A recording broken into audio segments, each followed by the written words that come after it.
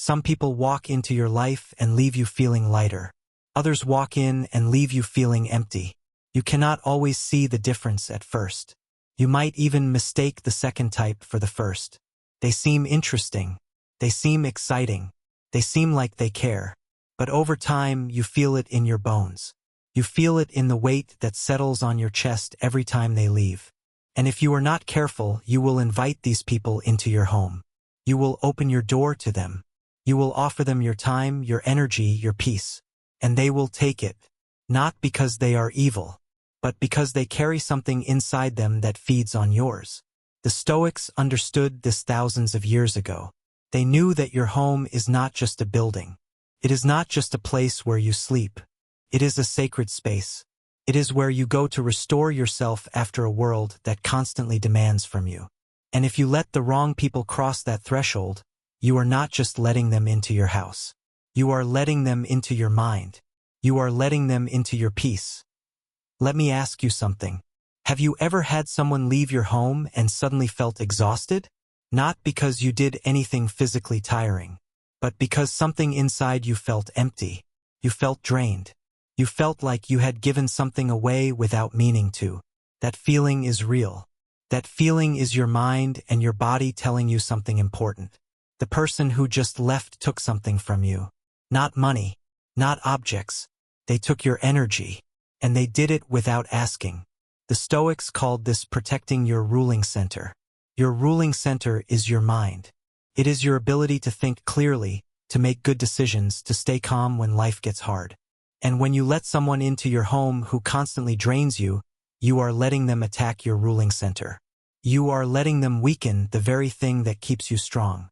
So who are these people? Let us talk about the first one. The first person you must never invite into your home is the one who drains your energy without giving anything back. This person arrives with problems. Always problems. Their life is a series of emergencies. And every time you see them, they have a new crisis.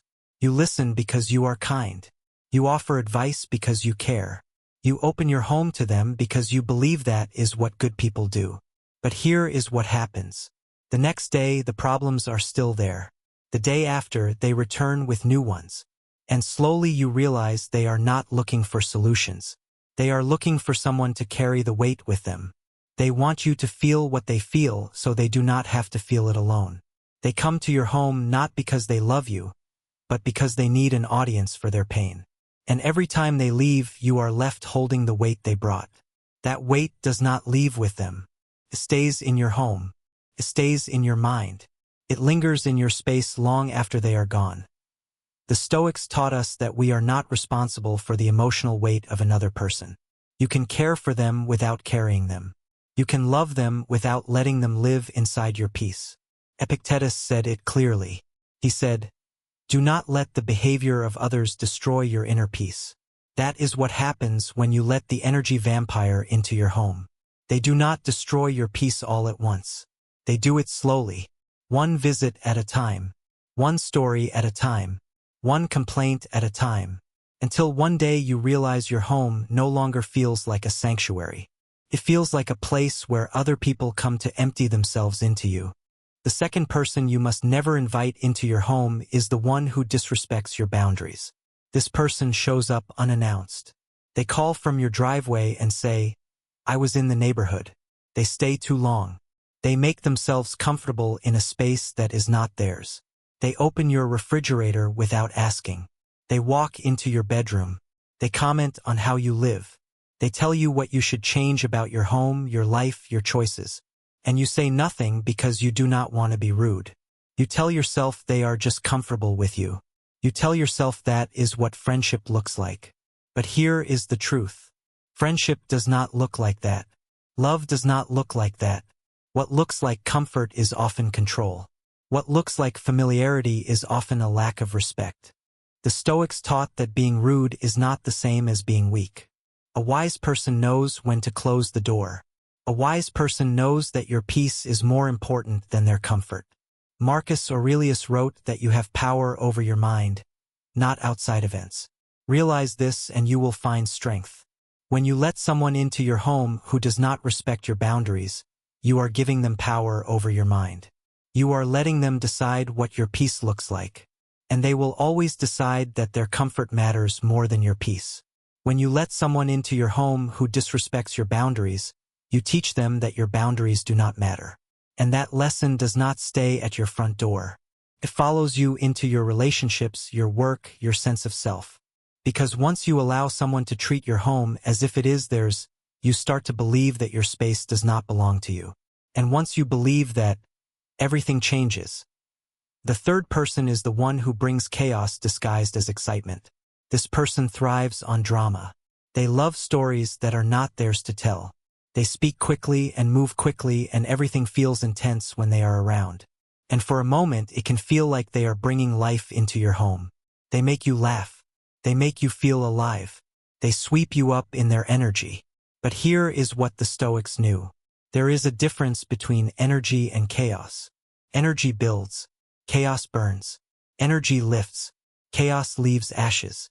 When you invite chaos into your home, you invite a storm. And the storm does not leave when they leave. It stays in the air. It stays in your mind. You find yourself replaying their stories. You find yourself caught up in their drama long after they are gone. You feel scattered. You feel anxious. You feel like you have lost something, but you cannot name what it is. Seneca warned about this.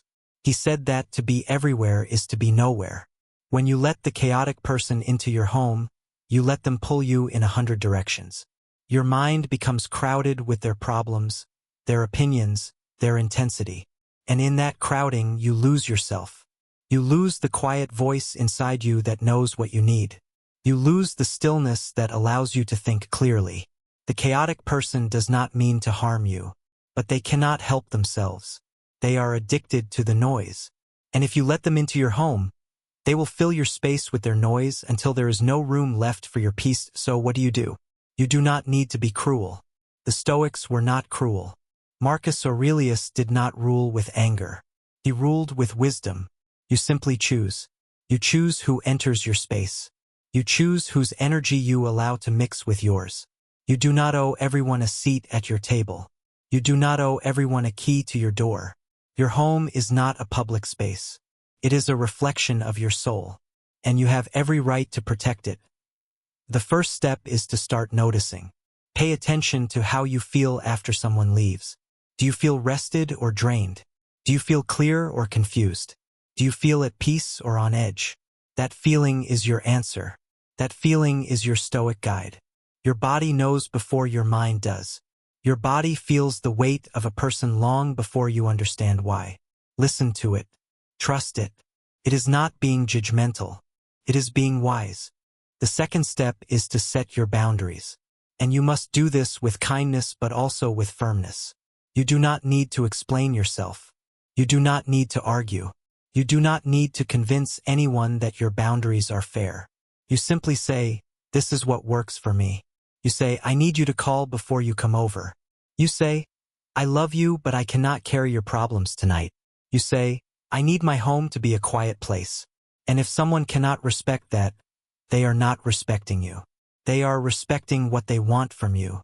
And that is not love. That is not friendship. That is consumption. The third step is to turn your home into what the Stoics called your inner citadel. A citadel is a fortress. It is a place of safety. It is a place where nothing from the outside can disturb you unless you allow it.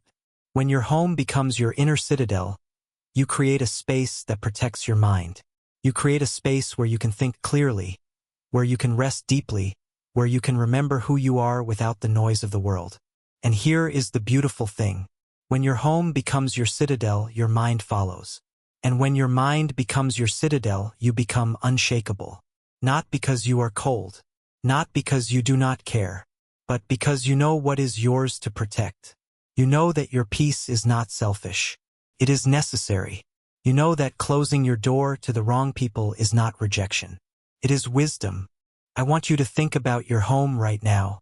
Think about the people who cross your threshold. Think about how you feel after they leave. Is there someone who leaves you empty? Is there someone who disrespects your space? Is there someone who brings chaos into your peace? You already know the answer.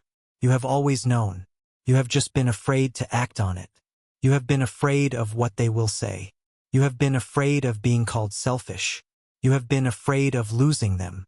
But let me ask you this. What are you losing if you keep them? You are losing your peace. You are losing your energy.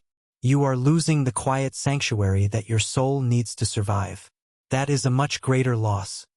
You have one life, one mind, one peace. Do not hand them over to people who have not earned them. Choose wisely. Guard your door. Guard your peace. Because the world will not guard it for you. Only you can. And when you sit in your home at the end of a long day, when the door is closed and the world is quiet, you will know.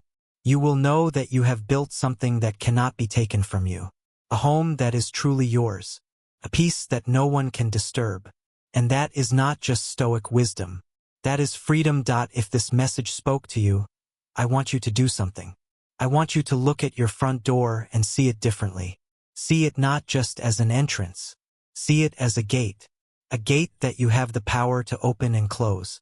A gate that protects the most important thing you own, your inner peace. You are the guardian of that gate. No one else. And from this day forward, you will guard it with wisdom. You will guard it with courage. You will guard it like your life depends on it, because in many ways it does. Thank you for watching.